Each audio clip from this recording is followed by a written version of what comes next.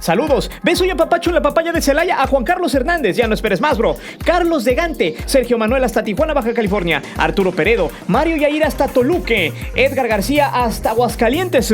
José Luis Zavala hasta el Puerto Jarocho. Víctor Arce hasta Coatlán. Santiago Benítez hasta Ecatepunk. Félix hasta Tlaquiltepec, Guerrero. Natalie hasta Iztapalapa. Y a Leo Mod hasta Carnita Asada City. A toda la banda malandra les digo, échenle cloro para que se desinfecte el animal. En otras ocasiones ya hemos hablado de corrupción y nepotismo en la Liga MX, pero esto que verás a continuación es la oda al amiguismo, compadrazgo y palancazo que existe dentro de algunos clubes mexicanos. Algo nada nuevo, pero sí de señalar, ya que así como estos casos, hoy en día existen muchos otros más, solo que aún no se hacen tan famosos. Tristemente, en México, si quieres tener vía libre para hacerte jugador profesional, el camino más sencillo es tener dinero o, en su defecto, ser hijo de papi o de un jugador estrella o técnico que haya marcado una época para que los supuestos genes sigan moviendo el fuego de la grandeza. A continuación, verás a 6 jugadores. Unos fueron un verdadero fiasco y que en el fracaso encontraron su karma, y que la misma TV ya los promocionaba como ídolos para lavarle el coco a la afición.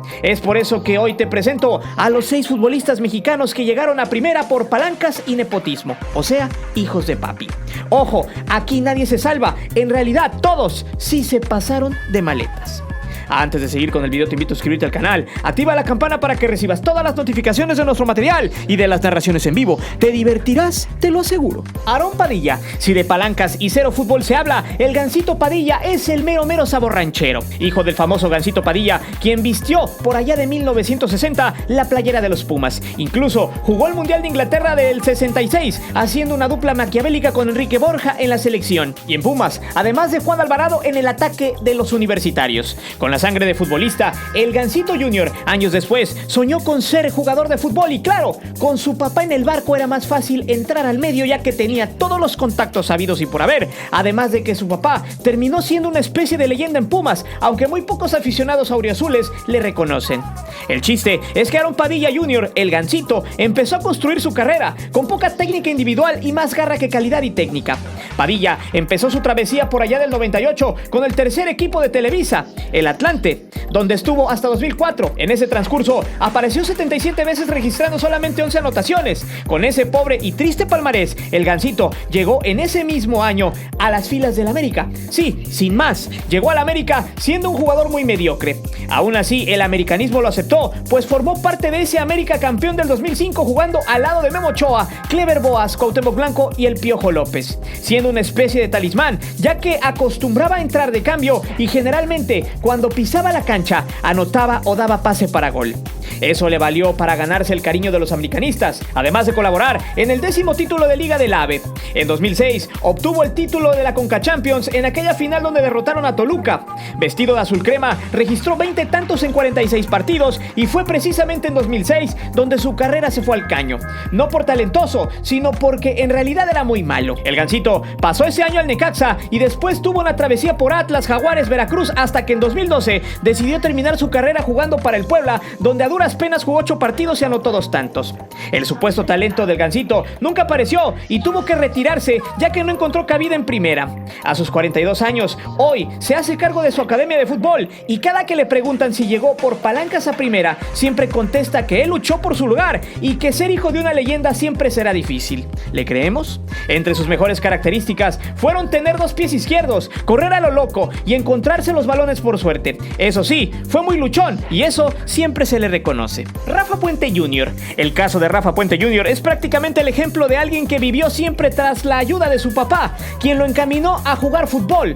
Por si no saben, su papá jugó en el Atlante de portero y fue ídolo de la afición, ya que a finales de los 60 y principios de los 70 le quitó el puesto titular a Raúl Orbañanos. También jugó en América, pero la pasó de noche. O sea, el Guama, como le decían, no solo fue comentarista deportivo.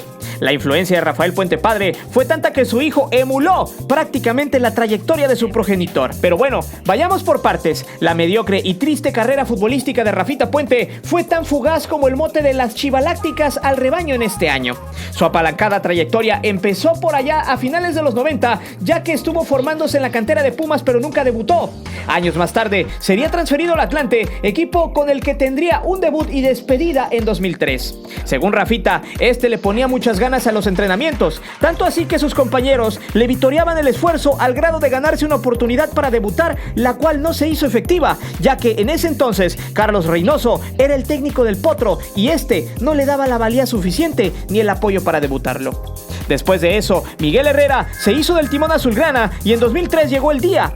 En un juego contra Jaguares que estaba casi resuelto, Rafita debutó gracias a que el entonces auxiliar técnico José Guadalupe Cruz, alias Juan Dieguito, convenció a Miguel Herrera de meterlo. Así fue como Rafita debutó tras la salida de González China. Puente colaboró en uno de los 5 goles que hizo el Chamagol. Como dato, el cambio que debutó a Puente fue el último del partido y Paulo Serafín se preparaba para entrar, pero al final Herrera cambió de opinión. Así fue como Rafita siguió los pasos de su papá, quien gracias a él jugó 10 minutos en la Liga MX. Después de esa épica, llegó a Necaxa y ahí se dio cuenta que a pesar de sus palancas, este no servía como futbolista. Puente mejor se fue a hacer comerciales y novelas a Televisa. Años más tarde, regresó al fútbol en forma de directivo por allá de 2014 con Chivas, fracasando rotundamente en menos de un año. En ese mismo año, se enfundó el micrófono y se hizo analista de TDN. En 2015, entró a ESPN gracias al palancazo de su papá, donde criticaba a los técnicos y jugadores. Puente también la hizo de entrenador, ascendiendo a los Lobos WAP a primera. Actualmente dirige al Atlas, donde algunos crédulos piensan que será un buen DT y que sacará a los zorros del socavón donde se encuentran. Su mejor experiencia como jugador fue participar en una jugada de gol. Enrique Mesa Jr., por allá del 99, cuando el Ojitos Mesa traía un trabuco llamado Toluca, como todo padre, metió las manos por su hijo para que pudiera debutar. El mediocampista Enrique Maximiliano Mesa Salinas era su nombre. Este chico era más malo que la carne de puerco, pero era el hijo del técnico del momento y había que darle chance de jugar. Con poca calidad en el medio campo, el hijo de Ojitos nunca pudo sacudirse el vivir bajo la sombra de su padre, pasando de noche por todos los equipos donde militó. En 2001 pasó a las filas del Necaxa, donde calentó banca. En el 2002 jugó para los Gallos de Aguascalientes. De 2003 a 2004 jugó en Cruz Azul. Sí, en Cruz Azul, donde siempre juegan los mejores petardos. De 2004 a 2005 en el Tacuarí de Paraguay. En 2005 con los Alacranes de Durango. En 2006 con Indios de Juárez, donde tuvo ciertas buenas apariciones. Y en 2007 con Jaguares de Chiapas, donde pasó a ser un ente más del montón. Realmente, Enrique Mesa Jr. era muy malo y en 2007 prefirió abandonar el ser jugador profesional para dedicarse a dirigir, así como su papá. ¿Influencias? Para nada, ya que lo acompañaba a los equipos donde su papá dirigía y regularmente era su asistente. Fue ahí donde se encaminó para ser técnico. Cabe señalar que este sujeto está muy bien estudiado con respecto a la carrera de técnico, ya que tiene estudios científicos y de gestión deportiva y varias experiencias en los países con las mejores ligas del mundo, África, CONMEBOL y CONCACAF.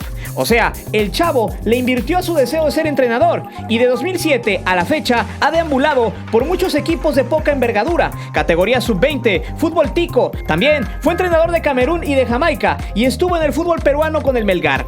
Actualmente, el Ojitos Jr. es el encargado del proceso de las fuerzas básicas de Toluca, contrato que le llegó a finales del 2019 después de que terminara su contrato como asistente del Veracruz en la etapa que su padre lo dirigió. El Ojitos Jr. es otro ejemplo de la frase que dice: a fuerza ni los zapatos entran. Entre sus mejores características dentro de la cancha fue estorbar en la media cancha del mejor Toluca de todos los tiempos. José Antonio Reynoso. José Antonio Reynoso, hijo del maestro Carlos Reynoso, fue un jugador de fútbol que tuvo un paso muy fugaz por la Liga MX. Y digo, fue porque lamentablemente ya no está con nosotros en este mundo. Y más adelante diré por qué. De hecho, la historia es un poco triste, pero así es como fue. Sin duda, su papá es una leyenda viviente del fútbol mexicano, goleador con América. El chileno siempre estará en los corazones americanistas. Sin embargo, como típico papá que induce al hijo a seguir sus pasos, le mostró a su vástago, José Antonio, que quizá el fútbol era su futuro. El hijo del chileno tuvo la dicha y sobre todo la palanca para llegar a primera división sin tener que esforzarse mucho. José Antonio Reynoso llegó rápidamente por allá del 94 a los Toros Neza, equipo sensación del fútbol mexicano, donde debutó un 1 de abril del 95. Al pasar sin pena ni gloria con los Bureles, en la siguiente temporada fichó con Necaxa y jugando desde la banca terminó por ser campeón en aquella final que le ganaron al Celaya. Tanto en Toros Neza y Necaxa jugó 5 partidos. Al no ver mucha claridad gracias a su poca técnica y calidad, José Antonio se fue a León, donde su papá lo esperaba para darle juego. Con la Fiera apareció 42 encuentros, aunque con su padre en el timón solo en 2 épocas, pero aún así, de 1997 a 2003, Reynoso tuvo vía vía libre para estar en la institución Esmeralda gracias a la influencia de su padre en el club. Con poca calidad técnica, José Antonio se resignó, optó por ya no seguir más en el negocio de las patadas, retirándose del fútbol. Sin embargo, el destino le tendría una mala sorpresa al hijo de la leyenda. Para su desgracia, le detectaron cangrejo de testículo, el cual fue muy agresivo. Digo cangrejo por aquello del veto. Bien, el punto es que a la edad de 32 años empezó su viacrucis. Durante 8 años se sometió valientemente en su lucha, donde recibió más de 50 baños químicos y 20 radiaciones. En la batalla perdió un riñón, parte de la vejiga, bajando más de 14 kilogramos de peso, y en enero del 2014 ya no aguantó más y tuvo que emigrar de este mundo como un auténtico guerrero. Isidro Sánchez Masip. A este jugador nadie lo quería, nadie del Puebla, o mejor dicho, tenía mala fama, supuestamente porque gracias a su papá, José Luis Sánchez Solá, este logró de hacerse de un puesto en el cuadro del Puebla cuando el joyero dirigió a los Camoteros en su primera etapa. Fue por allá de la temporada 2007-2008 cuando el Puebla del Chelis tenía muchos adeptos, jugaban buen fútbol e incluso llegaron a semifinales por allá del 2009. Pero centrándonos en Isidro, este jugador era mal visto por muchas personas dentro de la institución y fuera de ella. La razón, el palancazo de su papá para que este pudiera debutar en la primera con el Puebla. Debutó por allá del 2007 y se retiró un año después. ¿Por qué no siguió su carrera como jugador? Muy sencillo, el tipo era extremadamente malo. Supuestamente era mediocampista, pero a duras penas podía correr tras la pelota. Realmente a leguas se le veía que solo estaba en el negocio del fútbol por su papá. En fin, Isidro se retiró y se fue a esconder a la carrera de técnico, a ver si así tenía más chances de figurar, pero como dicen por ahí, zapatero a tus zapatos. Este personaje tampoco brilló como entrenador, ya que a duras penas dirigió al Real Cuautitlán en 2015. Después, en 2018, su papá se lo llevó a dirigir al equipo de las Luces de Las Vegas, donde fue un rotundo fiasco. En ese mismo año, regresó al fútbol de tercera para dirigir a los Coyotes de Tlaxcala, donde pasó sin pena ni gloria, sumando 6 victorias, 6 empates y 5 derrotas. Razón por la que fue destituido del cargo, ya que gracias a este personaje, los Coyotes se quedaron sin liguilla por primera vez en su historia. Al ser destituido, el Chelis se lo volvió a llevar a Puebla como asistente. Como datos, cuando este estaba en Puebla, la prensa de aquella ciudad se le fue encima al Chelis, criticándolo mucho por haber debutado a su hijo que no tenía ni una pizca de calidad. Este solo hizo mutis. En 2007, Isidro obtuvo la nacionalidad canadiense para representar a la selección de aquel país en el preolímpico de Beijing. Así o más oportunista. A finales del 2019 fue a pedir hueso al gobierno estatal y le dieron. Ahora anda haciendo campañas para el deporte en Puebla. Daniel Guzmán Miranda. Seguro pocos saben que el hijo de Daniel el Travieso Guzmán andaba jugando ahí en el ascenso hace algún tiempo. Su historia es triste y decadente, reflejando la realidad del fútbol mexicano cuando tratas de meter al vástago a la fuerza. Con las recomendaciones del papá, Daniel Guzmán Miranda recorrió la milla en varios equipos del fútbol mexicano. Estuvo en Querétaro, Puebla, Leones Negros, donde duró un poco más, Ballenas de Galeana, Santos Laguna, Tigres, Veracruz, Alebrijes de Oaxaca, en el Manta FC de la segunda ecuatoriana, además de ser mundialista sub-19 en el Mundial de Nigeria, donde realmente no sé quién le dijo que era bueno como delantero. Con todo ese palmarés, este supuesto goleador ha tratado de no abandonar el barco futbolero, pero gracias a su poca calidad, esta nunca le ayudó a cuando menos militar en un equipo de gran envergadura. Lo curioso, por allá del 2015 y 2016, el Travieso Junior militó en los Leones Negros, equipo que dirigía en ese entonces su papá. Ambos terminaron por la calle de la amargura, ya que no lograron ni siquiera meterse a la liguilla en el primer torneo del Travieso.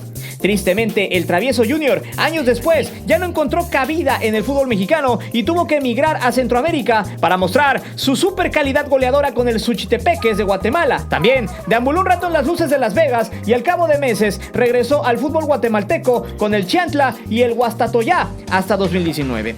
Actualmente se encuentra sin equipo en busca de hacer algo de su vida, ya sin la ayuda de su padre. Si se dieron cuenta, esta lista tiene un patrón muy marcado. La mayoría de los jugadores pasaron sin pena ni gloria por los campos de fútbol. Si bien algunos levantaron un título, esto no quiere decir que hayan sido buenos en talento. Al contrario, estuvieron solamente ocupando un lugar que por nepotismo les tocó. Aún así, el mismo destino los puso en su lugar y al final se dieron cuenta que el fútbol no siempre se lleva en el ADN. Es por eso que yo te pregunto, ¿qué otros jugadores mexicanos terminaron siendo hijos de papi? Te reto a dejar tus respuestas aquí abajo en la caja de comentarios, porque siempre los leo. Y sí, no olvides suscribirte al canal y de activar la campana de notificaciones. Mi nombre es Guillermo Antonio. Nos vemos hasta la próxima.